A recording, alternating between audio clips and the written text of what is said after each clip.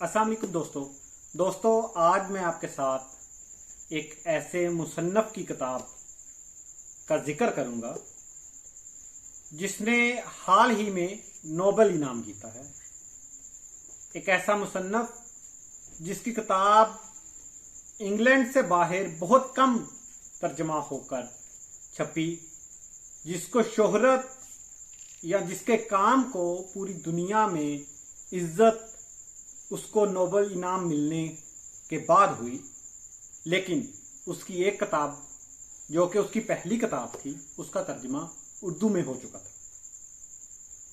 इस किताब का नाम याद मुफारकत है और इसका मुसन्नफ अब्दुल रज़ाक गुरना है। अब्दुल रज़ाक गुरना जो है वो 1948 में ज़ंज़ीबार में पैदा हुए, लेकिन इनकलाबे ज़ंज़ीबार के बाद उन्होंने हिजरत की और वो इंग्लैंड चले गए और अब तक वो इंग्लैंड में ही हैं। उन्होंने अपनी तालीम भी इंग्लैंड में हासिल की और उनका सारा काम जो वो कर रहे हैं, और उन्होंने अपने कैरियर का आगाज़ बतौर प्रोफेसर भी वहाँ से किया और आजकल वो एमरेट्स प्रोफेसर ऑफ लिटरेचर हैं। उनकी जो शोहरत है या उनका जो अहम काम है वो पोस्ट कॉलोनियल अहद पे है, और याद मुफारकत जो है वो उनका पहला नावल है।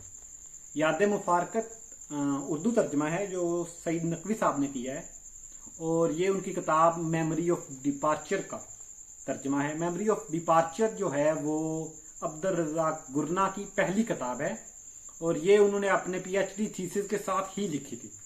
दरअसल 20 साल की उम्र में ही उन्हें डायरी लिखने का शौक था और उन्होंने अपनी यादें लिखना शुरू की, और जहां से उन्होंने हिजरत की थी उस मुल्क का जिक्र अपनी यादों में या अपनी डायरी में लिखना शुरू किया।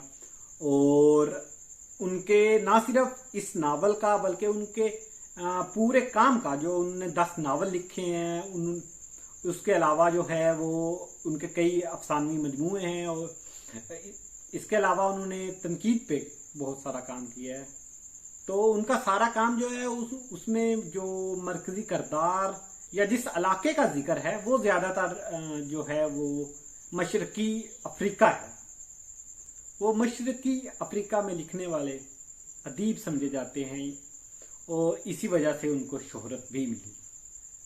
उनके नावल का या उनके जो अदबी काम है उसका ज़्यादातर मौजू जो है वो जलावतनी, कॉलोनियलिज्म के बाद तरक्की पजीर ममालिक में होने वाली गुर्बत, जहालत या एलियनेशन है जो वहाँ के नौजवानों को अपने मुआशरे में महसूस करनी पड़ती है या जिसके साथ वो जीते। तो ये नावल भी उस एलियनेशन का ही एक हिस्सा है या उसी मौजू को डील करता है। ये नावल भी एक ऐसे ही नौजवान की दास्तान है जो खुद को अपने मुआशरे से एलियनेट महसूस करता है। एक 15 वर्ष का नौजवान जो अपने मुआशरे में अपने आसपास ना सिर्फ घर में होने वाले तशद्दुद बल्कि अपने आसपास रहने वाले दोस्तों की, लोगों की जहालत, बेफिक्री और अपनी रियासत के किए जाने वाले मुजालम से तंग है। एक ऐसा नौजवान जो बहुत ज़हीन है, बहुत अक्लमंद है, लेकिन उसके आसपास रहने वाले लोग जो हैं वो जहालत का मरका उसे नज़र आते हैं और वो उनसे कोई ऐसी बात नहीं कर सकता जो वो पढ़ रहा है, जो वो सीख रहा है या जो चीज़ें उसके जहन में चल रही होती हैं। तो इस नौजवान का नाम हसन है और ये नावल जो है हसन की ही दास्तान है बेसिकली, और ये कहानी जो है वो खुद हसन अपनी ज़बानी बयान कर रहा है। ये एक ऐसे इलाके की कहानी है जो मशरकी अफ्रीका में एक साहली इलाका है जहाँ अरब की बहुत ज़्यादा ताकत है, जो ज़ंज़ीबार का ही एक इलाका आप समझ लें, क्योंकि यहाँ ज़ंज़ीबार वैसे तो इस नावल में जो है वो किसी मखसूस इलाके का नाम नहीं लिया गया, जिक्र नहीं किया गया, लेकिन ये जिस इलाके को या जिस पूरे माहौल को पोर्ट्रे करता है ये नावल, या इस नावल में जो माहौल दिखाया गया है वो ज्यादातर जंजीबार का ही इलाका समझ में आता है। क्यों? क्योंकि जंजीबार ही एक साहिली इलाका है और वो ही कीनिया से करीब है। कीनिया से करीब इसलिए क्योंकि इस नावल का जो मरकजी किरदार हसन है वो अपने इलाके से हिजरत करके कीनिया जाता है और वहाँ नैरोबी में कुछ दिन जो है अपने छुट्टियों के कुछ दिन वो अपने मामू के साथ गुजारता है। इस नावल में पहले हिस्से में हसन का वो मुआशरा दिखाया गया है जो साहिली इलाके में वो रहता है, और ख़ास तौर पे इसमें आगाज बहुत जानदार है इस नावल का। वो इसलिए कि इसमें ना सिर्फ नावल निगार ने करदार हसन की करदार की उठान की है बल्कि उस पूरे मुआशरे को बहुत तफसील से पोर्ट्रे कर रहा है, दिखा रहा है किस तरह घर में तशद्दुद है। ये बिल्कुल किसी भी थर्ड वर्ल्ड कंट्री के एक गरीब इलाके की दास्तान है। आप इसे पाकिस्तान, इंडिया या किसी भी अफ्रीकी इलाके में रहने वाले किसी शख्स की रूटीन की मामूल की दास्तान है। वो इसलिए कि हसन को अपने वालिद की जानब से तशद्दुद का सामना करना पड़ता है और उसके कस्बे में वहाँ रहने वाले जो हैं वो बच्चे जो हैं वो महफूज नहीं हैं बड़ों के हाथों से, अपने हम उम्र के हाथों से। और जिस तरह बच्चों को फांसने की जितनी भी तरकीब हैं वो सारी आप अपने मुआशरे में जहाँ आप रह रहे हैं, चाहे वो आप पाकिस्तान के किसी भी बैकवर्ड एरिया में, बैकवर्ड इन द सेंस आप किसी भी देहाती इलाके में, या वहाँ जहाँ आपको लवातत बहुत आम मिलती है, वो बिल्कुल आम से जो हैं ये वाकयात हैं जो हमारे इर्द गिर्द हमें देखने को मिलते हैं।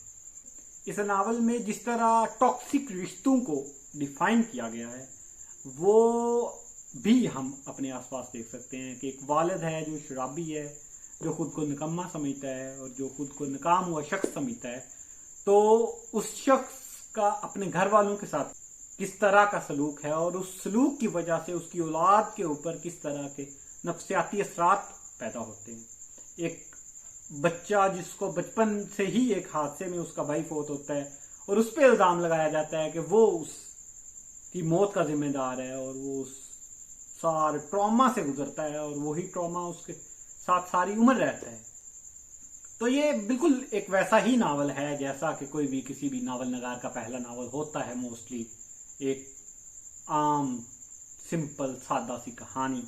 अच्छा, इसका एक हिस्सा ये है कि वो साहिली इलाके में रहता है और वहाँ की तफसील है। दूसरा हिस्सा जो है वो नैरोबी का है। नैरोबी जैसे कि एक बड़ा शहर होता है किसी भी मुल्क का, तो वहाँ तो हसन अपने जब मामू के पास जाता है तो वो भी ऐसे ही चकाचूंद रोशनियों के शहर को देखता है। और वहाँ जब उससे पूछा जाता है कि तुम तो बहुत ज़हीन हो, तो पिकासो का तुम्हें पता है, तो वो उससे लाइलम है और उसका उस तरह मजाक उड़ाया जाता है। और जहाँ सिर्फ पैसे की बात होती है और जहाँ सिर्फ और सिर्फ रिश्ते जो हैं वो भी किसी ना किसी मतलब में तोले जाते हैं।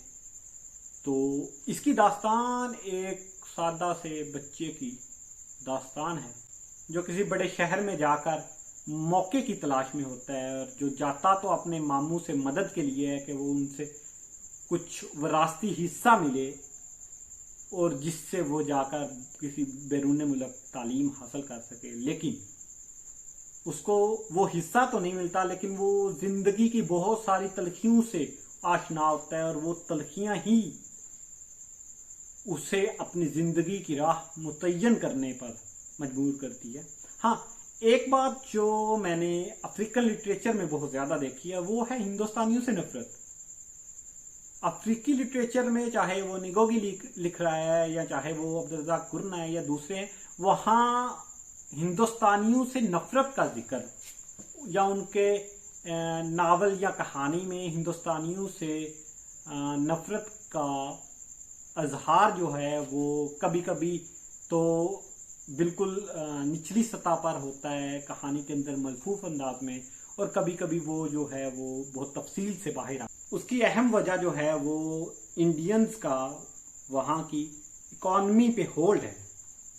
चाहे वहाँ के रेस्टोरेंट्स हों, चाहे वहाँ का कपड़े की बड़ी दुकानें हों या दीगर जो है वो कारोबार हो, वहाँ इंडियंस छाए नजर आते हैं और इसी वजह से मुकामी जो हैं वो इंडियंस को नफरत की निगाह से देखते हैं, और वो इनको इसी तरह देखते हैं जिस तरह के वो ब्रिटिश को देखते थे कि उनके लिए ये अंग्रेज की रह जाने वाली बाकियात हैं, और उसी तरह वो उनसे नफरत का इजहार करते हैं।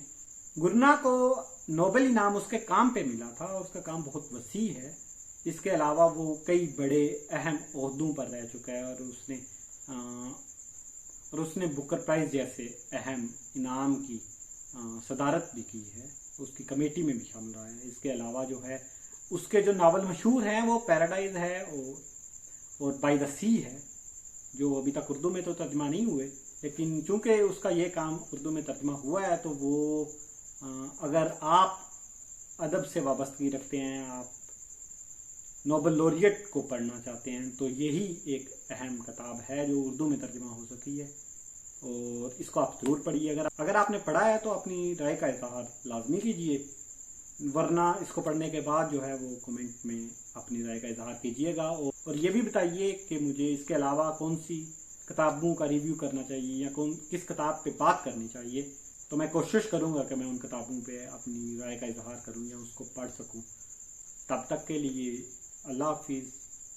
अगली दफ़ा मिलते हैं एक नए व्लॉग के साथ, एक नई किताब के साथ, जो यकीनन एक ऐसे अदीब की होगी जिसका ताल्लुक मशरक़ी अफ्रीका से होगा, लेकिन वो मुसन्निफ़ जो है या वो अदीब जो है वो हिस्टोरियन है, और उसकी किताब जो है वो नॉन फिक्शन होगी। तो आप अपना गेस जो है वो कमेंट में ज़रूर बताइए कि वो कौन सा मशरक़ी अफ्रीका का बड़ा हिस्टोरियन है जिसकी मैं अगले व्लॉग में बात करूंगा, या जिसकी ऑटोबायोग्राफी पर मैं बात करूंगा। तब तक के लिए अल्लाह हाफिज़।